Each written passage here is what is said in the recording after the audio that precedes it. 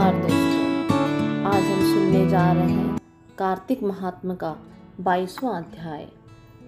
राजा पृथु ने बहुत ही उत्सुकता पूर्वक नारद जी से पूछा, हे देवर्षि, कृपया आप मुझे अब यह बताइए कि वृंदा को मोहित करके विष्णु जी ने क्या किया और फिर वह कहाँ चले गए।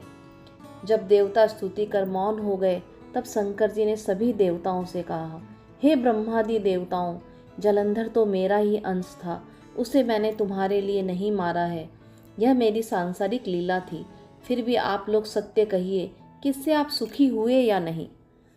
तब ब्रह्मादि देवताओं के नेत्र हर्ष से खिल गए और उन्होंने शिव जी को प्रणाम कर विष्णु जी का वह सब वृतांत कह सुनाया, जो उन्होंने बड़े प्रयत्न से वृंदा को मोहित किया था तथा वह अग्नि में प्रवेश कर परम गति को प्राप्त हुई थी।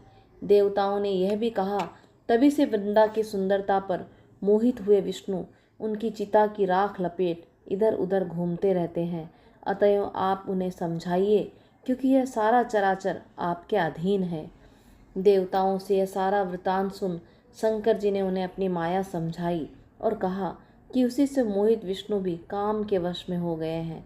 परंतु महादेवी उमा, त्रिदेवों की जननी, सबसे परे व मूल प्रकृति, परम मनोहर और वही गिरिजा भी कहलाती है। अतः एवं विष्णु का मोह दूर करने के लिए आप सब उनकी शरण में जाइए। शंकर जी की आज्ञा से सभी देवता मूल प्रकृति को प्रसन्न करने चल पड़े। उनके स्थान पर पहुंचकर उनकी बड़ी ही मन से स्तुति की।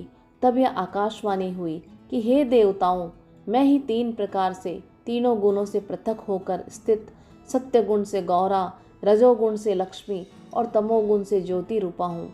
अतः एवं अब आप लोग मेरी रक्षा के लिए उन देवियों के पास जाइए, तो वे तुम्हारे मनोरथ को अवश्य पूर्ण करेंगी। यह सब सुनकर देवता भगवती के वाक्यों का आदर करते हुए गौरी, लक्ष्मी और सरस्वती को प्रणाम करने लगे।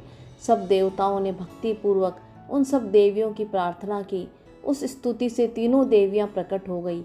सभी देवताओं ने खुश होकर निवेदन किया।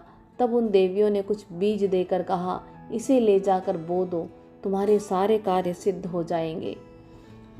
ब्रह्मादि देवता उन बीजों को लेकर विष्णु जी के पास गए, वृंदा की चिता भूमि में डाल दिया, जिससे धात्री, मालती और तुलसी प्रकट हुई। विधात्री के बीच से धात्री, लक्ष्मी के बीच से मालती और गौरी के बीच से तुलसी प्रकट हुई। विष्णु ने जो ही उन स्त्री रूप वाली वनस्पतियों को देखा तो वे उठ बैठे, कामासक्त चित्त से मोहित हो उनसे याचना करने लगे। धात्री और तुलसी ने उनसे प्रीति की। विष्णु जी सारा दुख भूल देवताओं से नमस्कृत हो अपने लोक बैकुंठ में चले गए। वह पहले की तरह ही सुखी होकर शंकर जी का स्मरण करने लगे। यह आख्यान शिव जी की परम भक्ति प्रदान करने वाला है।